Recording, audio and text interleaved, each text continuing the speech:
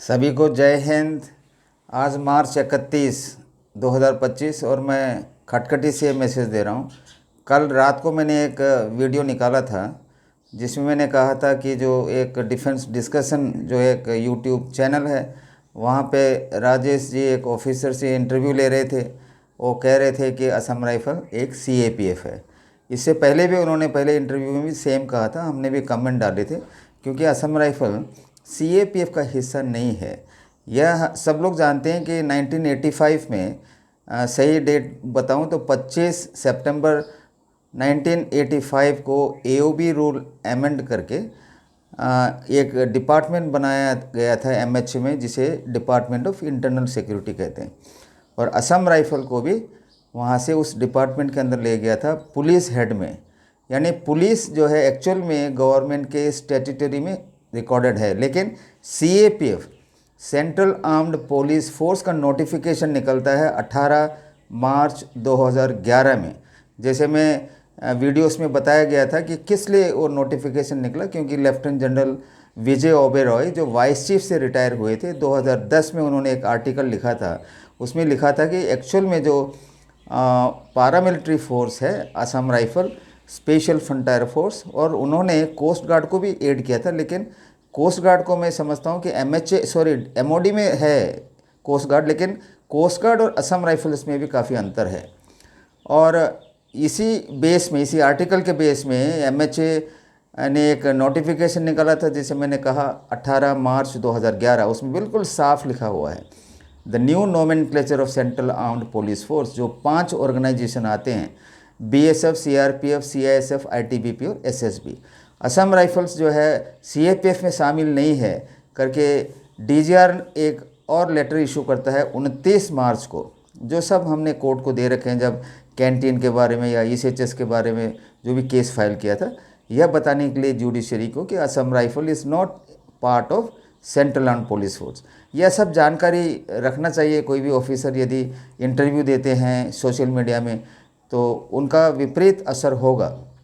लेकिन मैं आज सुबह कंप्लीट वीडियो देखा, उस वीडियो में भी जो ये अफसर है, मुझे पता नहीं इनका नाम, रैंक शायद मेजर जनरल का है और असम राइफल को शायद ये जानते हैं, तो बाद में जो है वो तर्क देते हैं अपना, क्योंकि असम राइफल को सिंगल कंट्रोल में लाना चाहिए। जो हम कह रहे हैं आरएवा ऑल इंडिया कोर्ट में भी कह रहे हैं, जो भी हमने मीटिंग्स किए हैं 37 जो भी मीटिंग किए हैं, जो लेटर हम लिखते हैं, यही कहते हैं कि सिंगल कंट्रोल में यदि आता है वो एमओडी में आएगा, क्योंकि उनका ऑपरेशनल कंट्रोल एमओडी में है। और जब असम राइफल को पुलिस तट पर बताया गया था सीपीओ, तब भी उन्होंने एक लेटर जारी किया था 11 जनवरी 1985 को। वो उसमें कहा था कि पारामिलिट्री का डेफिनेशन दे रखा है और उस लेटर में लिखा हुआ है असम राइफल और स्पेशल फ्रंटियर फोर्स। आगे चल के 1991 में अमेंडमेंट होता है, राष्ट्रीय राइफल को भी इंक्लूड करता है, लेकिन राष्ट्रीय राइफल आज के दिन क्या है, इंडियन आर्मी का एक हिस्सा है।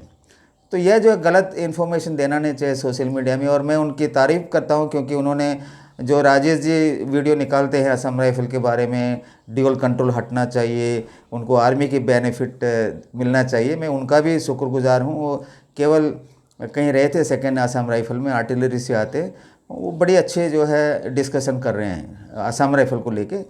उनको जो है मैं अभिनंदन करता हूं। और लेकिन जो है इंटरव्यू में मेरा केवल ऑब्जेक्शन है सीएपीएफ, क्योंकि असम राइफल सीएपीएफ है ही नहीं। इसीलिए तो कहते हैं सीएपीएफ एंड असम राइफल।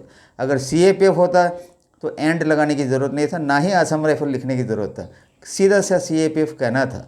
और यह जानकारी सभी को मिलना चाहिए, क्योंकि बहुत ज़रूरी है। और जो भी कोर्ट में मामला है, अगला जुलाई 9 को हियरिंग है, और हम यही प्रयत्न कर रहे हैं पिछले 10 साल से कि असम राइफल का पूरा स्ट्रक्चर, लीडरशिप, हर चीज़, टैक्टिक्स, जो भी ट्रेनिंग दिया जाता है वारफेयर का, वो असम आर्मी की तरह है। आर्मी से भी एक स्टेप ऊपर इसलिए है क्योंकि Assam rifle complete field area में रहता है, उनको जो है कोई पीस स्टेशन नहीं है, जबकि सीएपीएफ और इंडियन आर्मी पीस स्टेशन भी उनको मिलता है। ये बहुत ही टफ एक फोर्स है, जिसका संबंध, जैसे वर्तमान डीजीआर लखेरा सर कहते हैं, बॉडी एंड सोल का है। वो बहुत ज़रूरी है, क्योंकि ये जो है असम राइफल का हर चीज़ इंडियन आर्मी का है। तो समय आ गया है इसे इंडियन आर्मी का एक हिस्सा बना दिया जाए, ना कि उसे ड्यूल कंट्रोल में रखा जाए। यह बहुत ज़रूरी है सबको जानने के लिए, क्लैरिफिकेशंस के लिए मैंने ये निकाला था वीडियो। कल का वीडियो जो है मैं डिलीट करूँगा। और दोबारा मैं ये जो अफसर है जनरल रैंक के अफसर को मैं धन्यवाद भी कहता हूँ, क्योंकि उन्होंने भी एम्फेटिकली कहा है फॉर बेटर लीडरशिप, बेटर से ऑपरेशनल ड्यूटी असम राइफ़ल को एमओडी के अंदर आना चाहिए और बेनिफिट्स भी मिलना चाहिए, क्योंकि असम राइफ़ल को बाहर से कहीं लाया गया नहीं, हमारे ही सिटीजन्स है।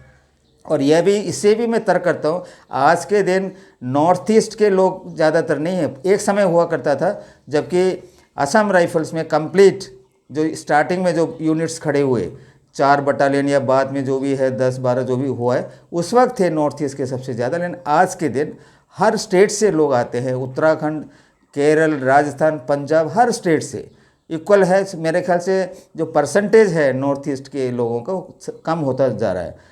और यह भी मैं क्लैरिफिकेशन करना चाहता हूँ, ये नॉर्थ ईस्ट सेंट्रिक फोर्स नहीं है बल्कि अदर जो इंडिया है, इसलिए इनका जो है ट्रांसफ़र भी होना चाहिए अलग अलग राज्यों में। और यह बहुत ज़रूरी होगा क्योंकि उनका मोरल अप होना है। अभी JNK में भी डिप्लॉयड है कई सारे यूनिट, सेक्टर हेडक्वार्टर भी मैंने सुना गया है, सेम ड्यूटी कर रहे हैं जो राष्ट्रीय राइफल करते हैं। तो इसमें देरी नहीं होनी चाहिए।